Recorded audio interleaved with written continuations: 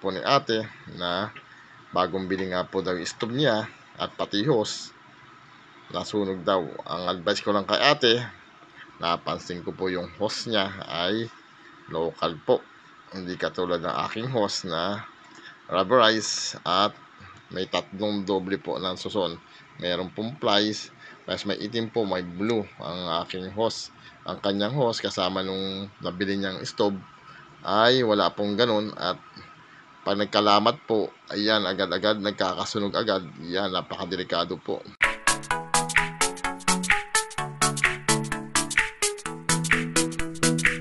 Magandang araw po mga katangke. Welcome back to our channel. At sugod bahay number siyam na po tayo.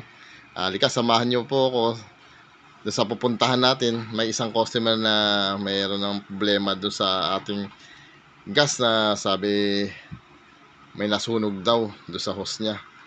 At ito ay pupunta na po tayo. Ito, nakasakay na po ako sa akin service. At samahan niyo ako mga katangke para pakita natin kung anong problema ng yung ating customer. Ayan na po, patungo na po tayo sa kanilang bahay. Nagkat na po tayo at medyo kalayo ang bahay nila. Ito, dito na tayo nagtuloy ng ating video. Ayan na po, dito na po tayo sa ating sa kanyang bahay, dito sa bandang Piedras GMA Cavite. Ayan, ayan, inabangan na po tayo ng ating suki. Yan, yung sinasabi niya na yung problema doon sa kanyang stove na nagkasunog daw sa likod. Sa hose daw ang problema. Ayun, po siya talaga nakabang na, hindi po siya makaluto at natatakot po siya na galawin po ay baka daw sumabog at may phobia na siya doon sa mga ganyan sunog. Kaya ay ito, nagdala na po tayo talaga ng kailangan na papalitan, kundi yung hose at clamp po na magdalak doon sa hose. Yan, tinatanong niya po ako na kung ano raw gusto ko, kung sa labas daw ayusin o doon sa loob. Sabi ko ay pwede rin naman sa labas, pero doon na lang sa loob mas maganda kung makikita natin yung kanyang problema sa stove. Ayan, tayo pinaulakan papasok at pinaulakan niyang mag-content doon sa ating vlog ngayon. Yan, ayan po, binabagtas na po natin ang bahay ni ate. Ayun, nasa loob na po tayo. Ayun, sinasabi niya na po yung problema sa kanyang stove. Yan, siyempre unang gagawin po natin dyan ay kakalasin po natin yung hose para ma-install na po natin yung bagong hose po. Yan, ako na po yung gumawa. Yan, at mga katangke, habang kinakalas ko po, hingi po ako sa isang favor sa inyo na please subscribe my YouTube channel at pakiclick na rin po ng ating bell para update kayo sa mga ginagawa kong video katulad ng mga video to, at pakishare na rin po at paki-like po para mas marami po tayong makaalam ng mga ganitong klaseng video. Ayan, continuous na po tayo mga katangke. Ayan, habang kinakalas po ng ating kasama. Ayan, yun ang sabi nga po ni ate na bagong bili nga po daw yung stove niya at pati hose nasunog daw. Ang advice ko lang kay ate, napansin ko po yung hose niya ay local po, hindi katulad ng aking hose na rubberized at may tatlong doble po ng suson. Meron pong plies, mas may itim po, may blue ang aking hose. Ang kanyang hose kasama nung nabili niyang stove ay wala pong ganun, at pag nagkalamat po, ayan, agad-agad nagkakasunog agad. Yan, napakadelikado po. At ang advice ko naman po sa inyo, pag ganitong mga aberya at nagkasunog, ang walang kayong ibang gagawin kundi wag po kayo magpapanik, at ang gagawin nyo po lang ay patayin po yung tangke, at yun po ang sesentro yung patayin po yung valve ng tangke para mapatay po ang apoy. Pag namatay po yung tangke at may tira pong apoy, kumuha po kayong basahang basa at yun po ay ilagay doon sa likod para mamatay ng tuluyan yung apoy at mawala yung init po. Yan po ay magiging advice ko sa inyo, wag po kayong magpapanik. At kung halimbawa naman na nakabukas, napabayaan at may singaw sa likod at nangangamoy po sa loob ng bahay, ang emergency po niyan, ganito po. Wag po kayo agad magbubukas ng mga ilaw at pagmumula ng apoy, mga magi-spark, buksan lang niyo po ang mga bintana at palabasin po yung mga nangangamoy pong LPG gas. At pag wala na po yung nangangamoy na LPG gas, tapos napatay niyo po yung siyempre yung bulb. Unang-una, napatay niyo po yung bulb, tapos na buksan niyo ng mga bintana, wala na pong amoy sa loob ng bahay, yung pwede na po kayo magbukas ng mga appliances nyo. Okay na po yun. Yun lang po magiging advice ko sa mga nakakapanood po ng video, sa mga ganitong klaseng video na nagkasunog na po sa likod ng hose. At kung napabayaan po yung LPG na may butas po sa likod katulad niyan, may lamat at may butas, yun po yung gagawin po. Advice ko sa mga kababayan natin at mga katangke. Ayan, pinapakita ko kay ate na ang hose nga nabili ay napakanipis. Yan, ganyan lang po, napakanipis. At kung kukuha rin po kayo ng hose, katulad yung mga pre, sigurado po napakanipis yan. Ang aking hose po ay original, Sakura Japan po. Yun po yung matitibay na hose. At meron po akong matibay, mga heavy duty, kaso lang may kamahalan, pero hindi po matagal po masira. Ayan. Ayan na mga katangke, continuous lang tayo habang sa kinakabit natin ng ating kasama, pinapagilid ko po.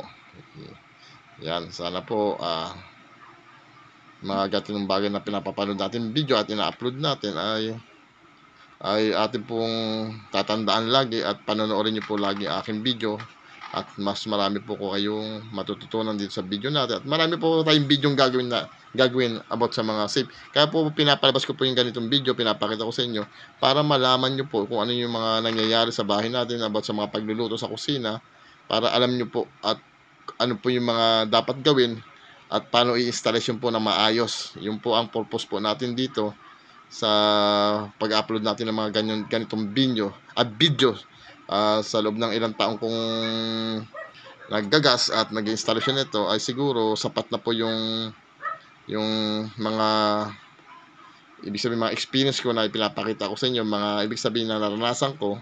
Hindi man ako veterans at hindi ako nagmamagaling, pero siguro yung tagal ko sa pagsisilbi sa ganitong mga LPG gas, pagde-deliver at sa mga ganitong pag-aayos, siguro sapat na po yung para ebidensya na po na ibig sabihin marami na tayong natutunan, kumbaga sa veterans move na po tayo yan sa mga ganyan. Kaya yun, sinishare ko lang po sa inyo kung paano po yung gawin maging safety, hindi magkaroon ng aberya po. Ayan na po, continuous po tayo mga kababayan. Ayan, mga katangke. Ayan, natin na po nating installation na po natin ng maayos po. Ayan. Nagpapasalamat na po rin ako mga katangke sa mga nagsusubscribe at pinapanood po ako. Maraming salamat po at more power po sa inyong lahat at walang sawang sa pagsubaybay sa akin dito sa video na ina-upload ko sa inyo. Yan. Maraming salamat po at sa mga walang sawang sumusubaybay sa akin at marami pa tayong gagawin pong video. Abangan nyo po ako. At kailangan po pindutan po kayo sa notification para alam nyo na po, para yung mga ginagawa natin video, yan, para tuloy-tuloy lang po tayo. Mga katangke, meron po akong ginawang Facebook page. Baka pwede nyo yung supportan din ako sa Facebook page po. At para marami pong nakakaalam doon sa ganitong video, supportan nyo po ako doon sa aking Facebook page na ginagawa. Nandun din po itong mga video at iba pa siguro may mga dagdag na video na about to sa ganito rin ang ginagawa natin sa YouTube. Please, supporta lang po tayo mga kababayan, mga katangke. Hinihingi ko po yung supportan nyo. At marami pong salamat. Ngayon pala nagpapasalamat po ako ng maraming salamat po sa inyo. Okay, continuous tayo mga katangke. Ayan. Kinakabit na po natin. Testing lang po natin. Ayan. Tapos na-installation na po natin ngayon. I-liligtas po natin. Bago natin iwan si ate, i-sure po natin na liligtas po natin yung mga ginawa natin sa pamamagitan po ng, hindi na po tayo magbabago sa mga bula. Yan, yung bula ng pamamagitan ng joy na papabubbles doon sa mga fittings na kinabit natin. Hanggang po sa likod na yan, make sure lang po tayo na wala na pong nagbabubbles. At kung okay na po, sigurado na po yan. Safe na. Okay, testing po natin. Alisin muna po natin yung bula, baka hindi po siyang kalawangin ng gusto at hindi kumapit dun sa regulator, hindi agad magluma. Yan. Okay. Tapos ito mga katangke.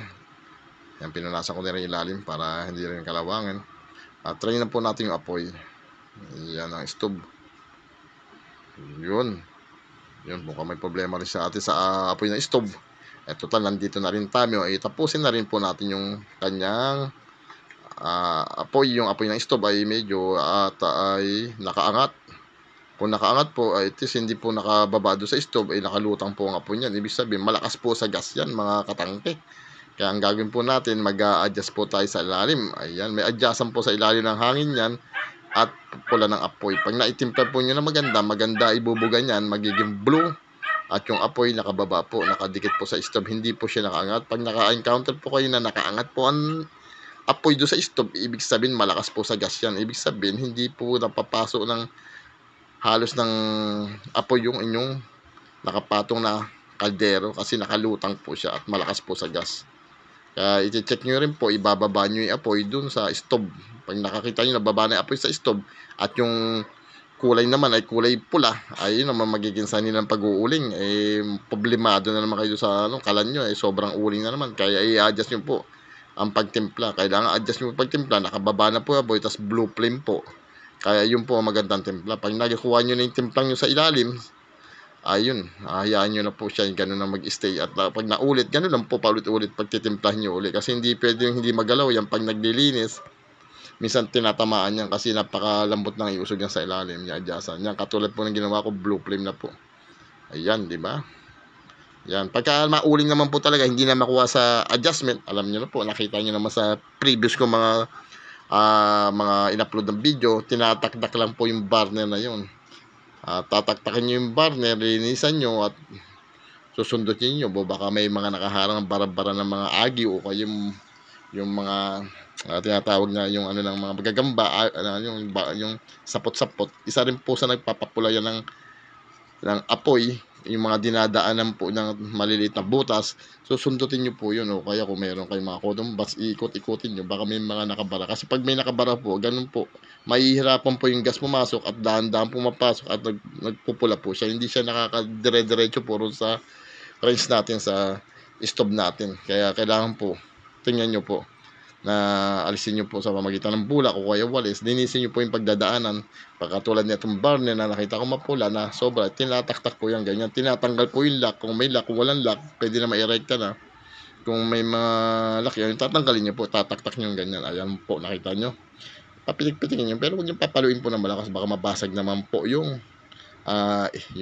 burner na yan. Kasi pwede ho mabasag pag sobrang lakas ng palo, lalo kung malipis na matagal, nababasag po yan, magkakabutas pa ho. Ayan, kakabit po natin uli. Tapos yun, hindi pa natin nakuha i-adjust.